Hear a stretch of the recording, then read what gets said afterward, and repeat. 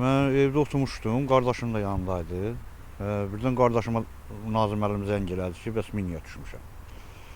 Öyle tez durduq, dedi ki, tez gəlin, qan axma zad var. Durduq, getdik.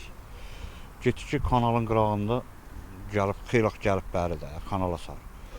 Orada elə uzanaqlı vəziyyətdə biraz durdu, əlin qaldırdı, gördük, yox, şimdi getdik, qoyduq maşına, getdik Tərtər xəstəxanasına, zəng elədik. Şimdi getdik Tərtər xəstəxanasına, oradan da gətirər bura, Bərdiyə.